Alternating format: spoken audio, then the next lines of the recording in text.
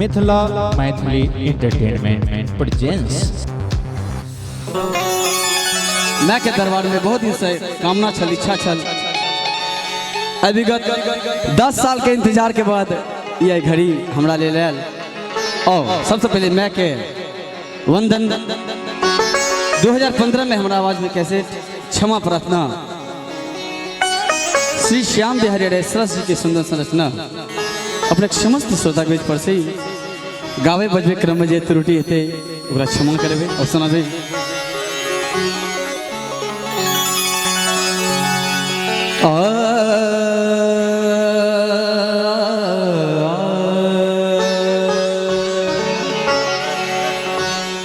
और दूटा guardian technician support भैया बबलू भैया, राजू भैया, राजू साउंड बहेरा और मनु साउंड भेपरा दोनों टेक्नीशियन सपोर्ट कर रहा है। बहुत नहीं ध्वनि के अपने मेंटेन कर हूँ। बहुत बहुत आभार। आप सुनाबे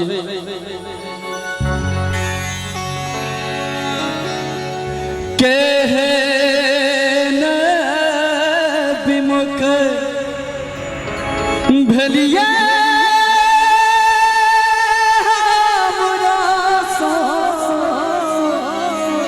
साफ बिसर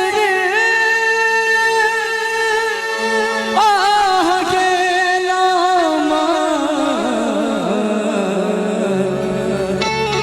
हे मैं से बेटा निवेदन कर छथिन कोन भाव में जननी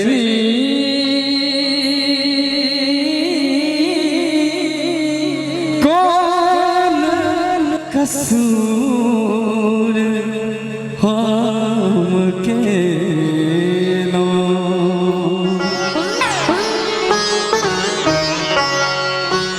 जननी कौन कसूर हम के जननी कौन कसूर हम के कहन विमुख भलिए हमरा सो कहन विमुख भलिए हमरा सो साफ बिसर आह गेलो जननी कौन कसूर हम केलो जननी कौन कसूर हम केलो।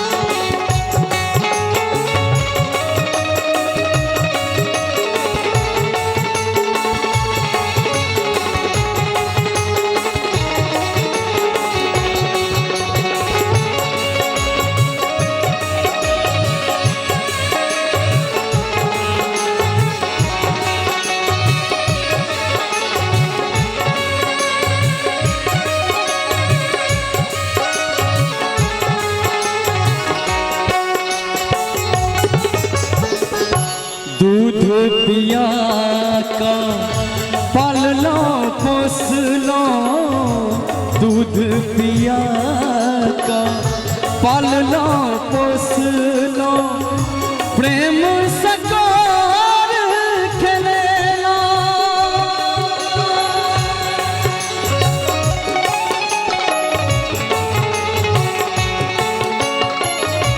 दूध पिया का पालना पोसलो, दूध पिया का पालना पोसलो, प्रेम सकोर खेलेला। हे माँ आचर तर में कोर लगा कर, आचर तर में कोर लगा कर अपना लाग सुतेलो जननी कौन कसूर हम केलो जननी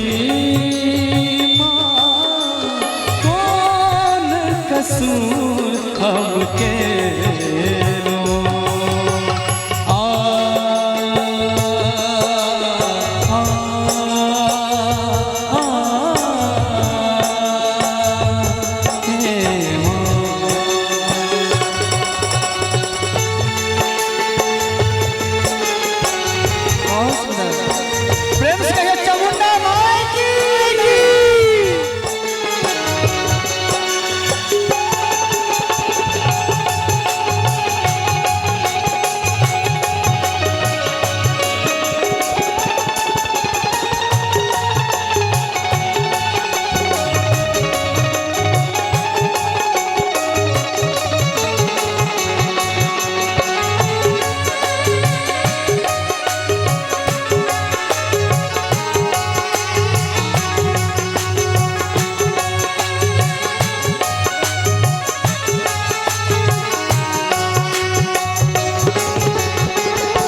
अपराधी हम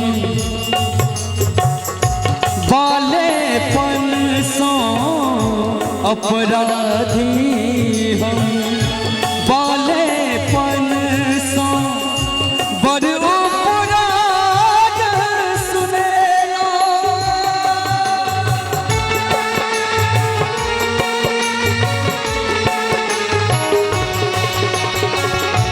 अपराधी बालेपन सो, अपराधी हम बालेपन सो, बड़ अपराध सुनेला है।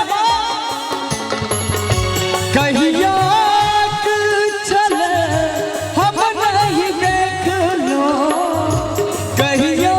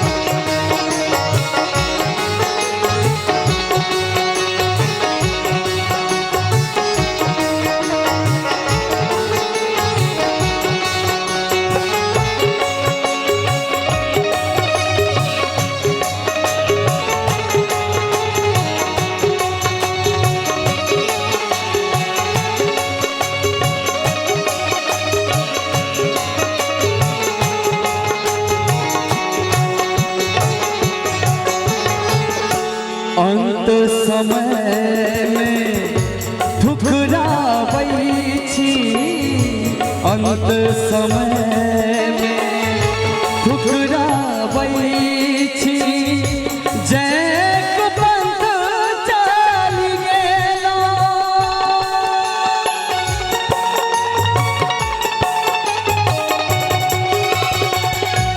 अंत समय में ठुकराबै छी, अंत समय में ठुकराबै छी, जय पंथ चलि गेला। क्षमा प्रार्थना सरस करे धरे, क्षमा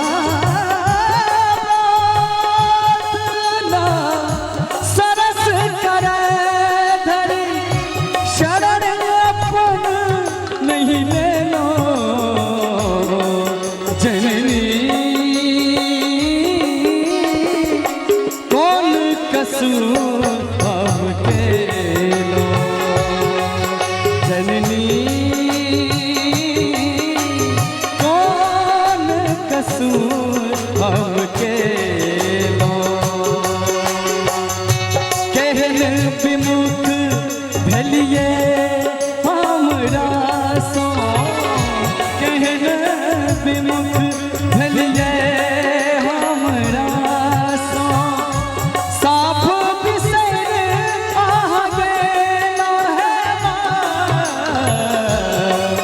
जननी जननी जननी